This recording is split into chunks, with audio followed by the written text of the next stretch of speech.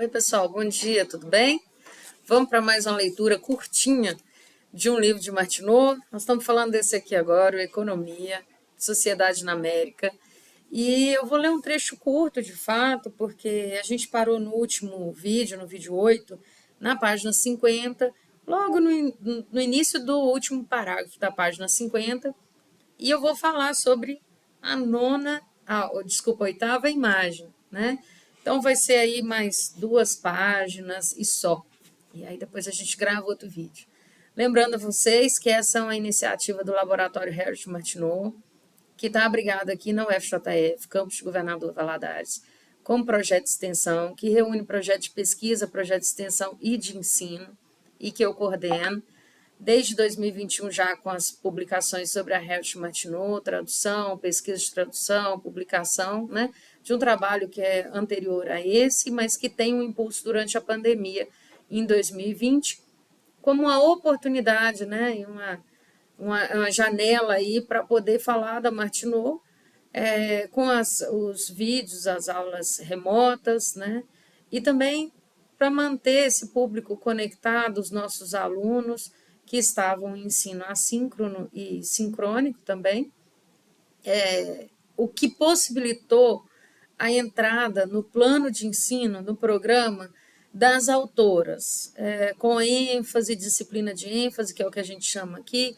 em alguns lugares vai aparecer como optativa, a gente, isso no currículo antigo, né? Não nesse, o currículo do Departamento de Direito aqui, mas também a disciplina coube mais conteúdo. É uma coisa que a gente precisa refletir sobre o período remoto, que a gente tinha pouca interação ou quase nenhuma interação com os alunos, e aí nos vídeos gravados permitia a gente dar mais conteúdo, né? Eu testei outros programas e tentei quebrar esse paradigma de que não era possível dar as clássicas.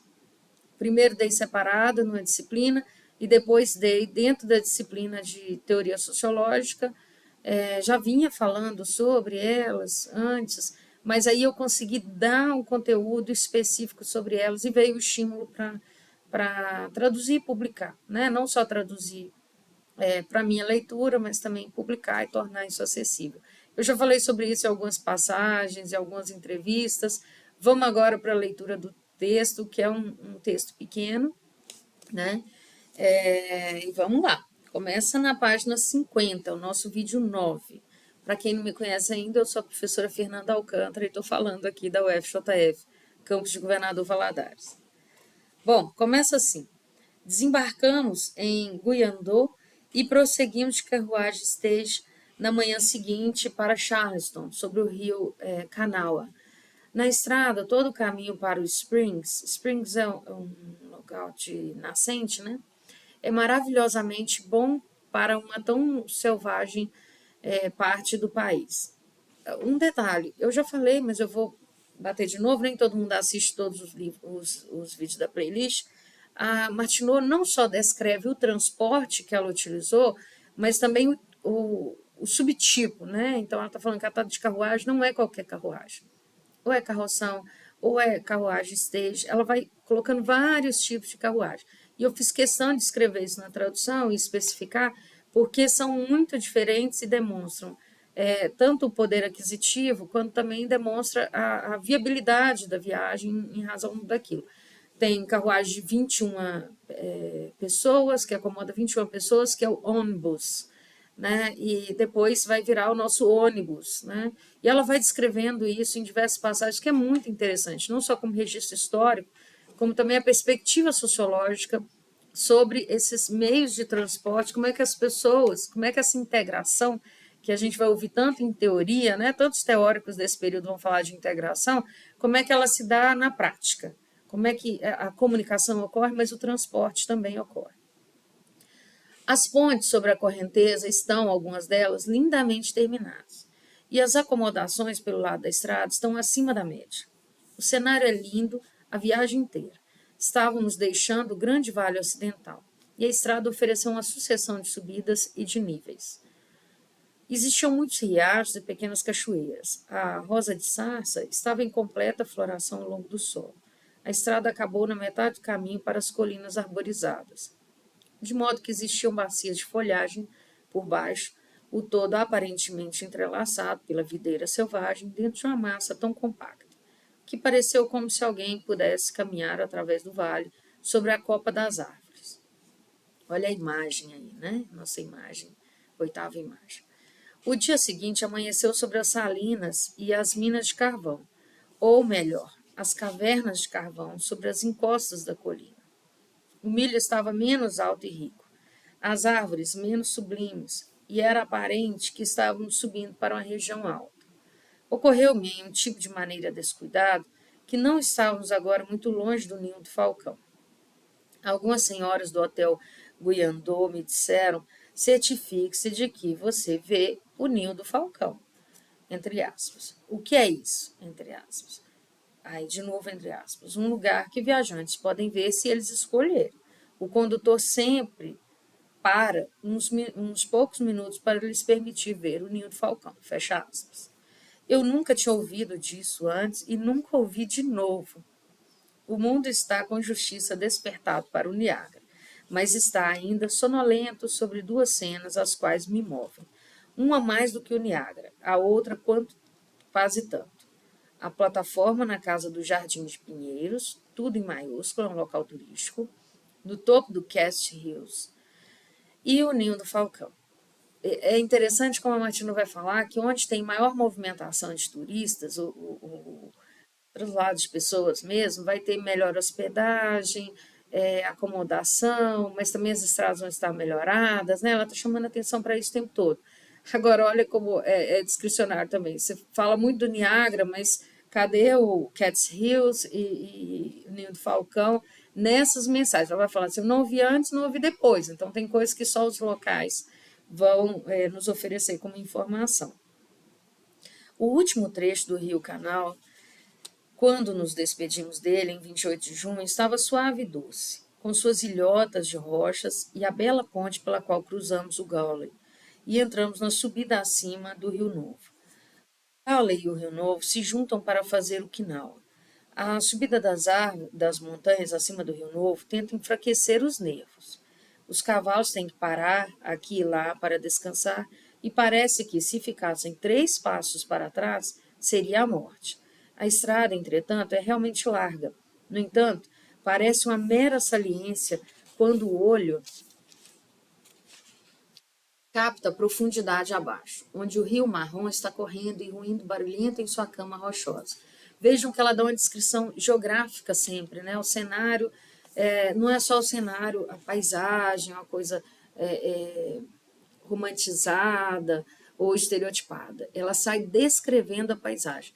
E em alguns trechos, a Martineau fala dos desenhos que ela faz, que ela não era boa nisso, mas dos desenhos que ela faz pensando em registrar aquelas imagens e registrar aqueles espaços, né? Quão diferentes eles eram em termos de ocupação, de solo, de água disponível, de arborização, enfim, ela fala sobre isso o tempo todo. Tem uma coisa que chama atenção, que parece uma botânica, né? Tamanho, interesse pelas plantas. A Martineau vai descrever, eu até brinquei aqui, parece a Rosa Luxemburgo, né? Ela vai descrever em pormenores essa vegetação para mostrar o quão diferente uma é da outra. A Rosa era apaixonada, né, com botânica, mas eu não lembro se nos escritos dela ela problematizava ou descrevia isso. Continuando.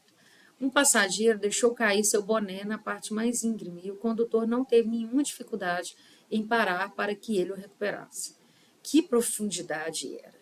Como as visões de sonho da infância de alguém a respeito do que os mensageiros alados podem aprender pela primeira vez sobre os locais de moradia do homem quando iluminam um topo de montanha, como vislumbres de Satanás desde o monte de Solilóquio, como qualquer pio incomum ou proibido de cima para dentro dos retiros da natureza ou os arranjos do homem. À nossa esquerda se erguiam as rochas explodidas, que tinham sido compelidas a nos ceder uma passagem, mas seu aspecto já estava suavizado pelas trilhas de carmesim e trepadeiras verdes que estavam se espalhando à sua frente.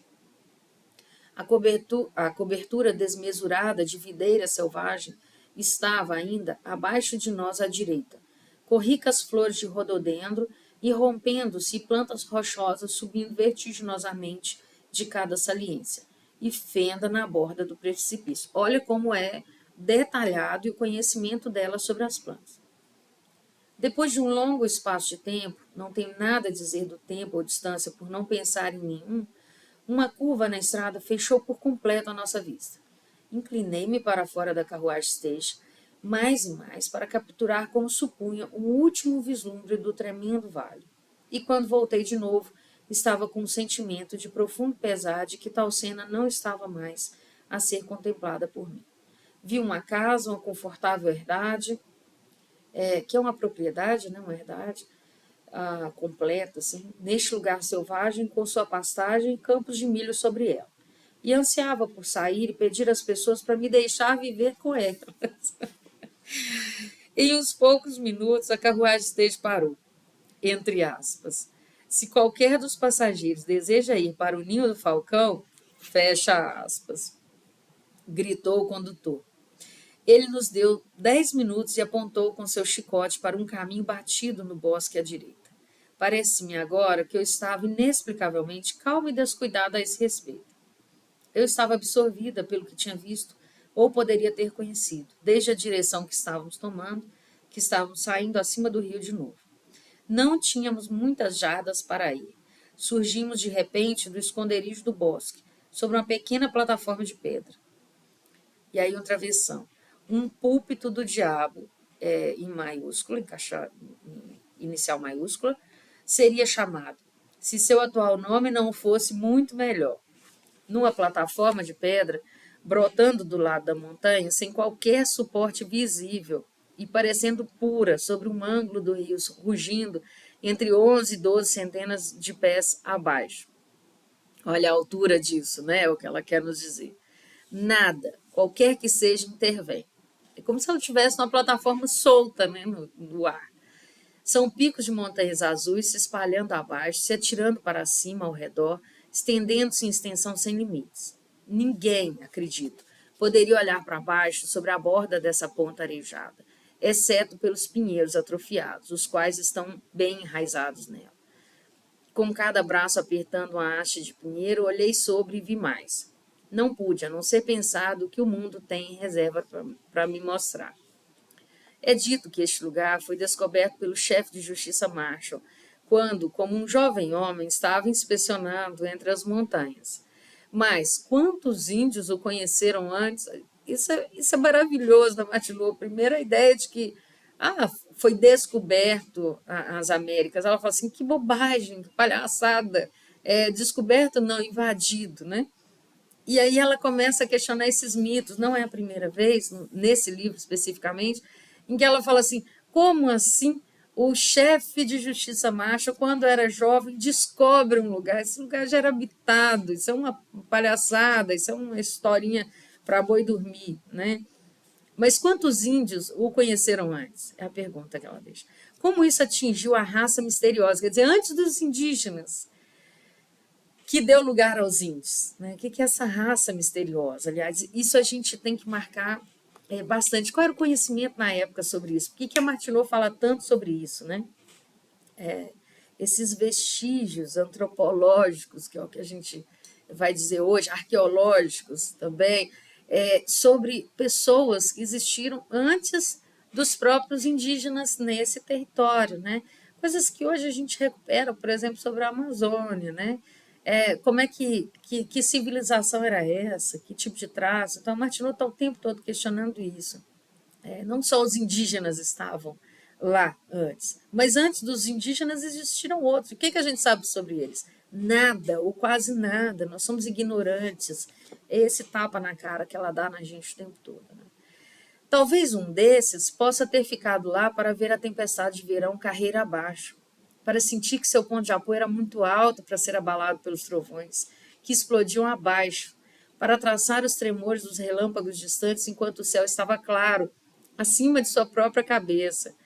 Talvez isto fosse o local escolhido pelo último índio, a partir do qual lançar seu olhar demorado sobre as regiões gloriosas das quais os intrusos brancos estavam dirigindo sua raça, Gente, isso é perfeito, né? Os intrusos brancos. Isso não é. Qual clássico fala isso? Qual clássico vai chamar de intrusos brancos? Qual clássico vai chamar atenção por como nós dizimamos os indígenas, né? Como nós submetemos os indígenas, roubamos o seu território por um par de roupas, por uma espingarda, né? Que é o que ela vai dizer. Não é espingarda, porque tem uma questão de datação aí para espingarda, mas tem um nome específico para a arma que foi trocada. De qualquer jeito, é trágico. E a Martineau vai chamar a atenção da gente para isso. E depois, estavam dirigindo a sua raça, né? Estavam submetendo a sua raça. Se for assim, aqui deve ter definhado e morrido, ou, consequentemente, deve ter se lançado abaixo. Né? Um índio que vai para esse local e olha tudo e vê esse mundo dele ruindo com a invasão dos brancos. Né? Ele tinha duas opções, segundo a Martineau: ter ficado deprimido, definhado e morrido, ou se lançado abaixo e suicidado. Tamanha tragédia de ver o seu mundo desabando com a invasão dos brancos. Isso é muito forte, né? Não posso conceber que, a partir deste ponto, qualquer homem pudesse se virar para ir para dentro do exílio. Mas não pode ser que Marshall tenha sido mais do que o mais antigo da raça saxã que descobriu este lugar. Isso é perfeito. Né? Ele pode ser, no máximo, o que pode ser dito é o seguinte: olha, povo branco, né?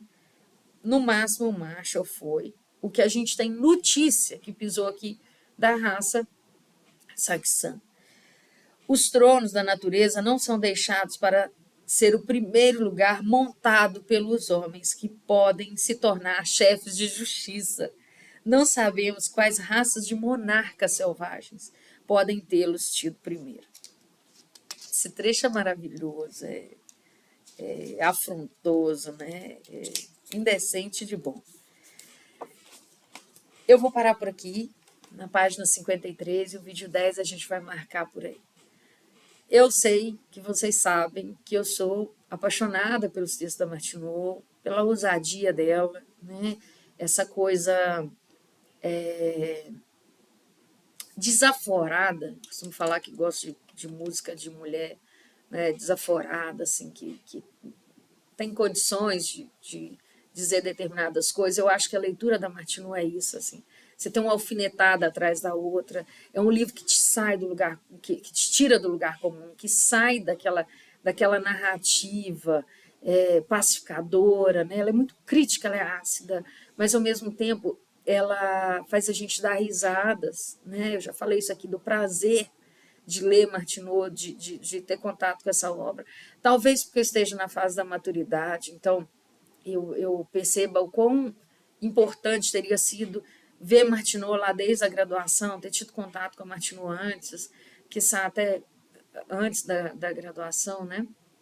Mas é uma leitura reflexiva e é uma leitura que te tira da sua zona de conforto. Imagina um europeu lendo isso e as implicações disso lá no século XIX, no primeiro quarto do século XIX. Enfim, eu deixo vocês com essas reflexões e depois a gente continua. Muito obrigada, gente. Obrigada pela participação, pelo interesse nos vídeos. A gente vai falar um pouco mais sobre o laboratório Hersh Martineau, aqui da UFJF Campus de Valadares, que surge dessa iniciativa da gravação de vídeos, né? Da iniciativa de divulgar a Hersh Martineau. Então, a gente vai falar um pouco mais sobre esse trabalho, mas vai falar um pouco mais também sobre as pesquisas, não só as atividades de extensão, como o curso de extensão 200 anos de Sociologia, que a gente está programando aí o próximo módulo, ou a próxima parte, na verdade, né? Não o módulo 4 ainda vai esperar, mas a parte 3, e tem outras novidades aí para 2025 também. Um grande abraço e até mais. Tchau!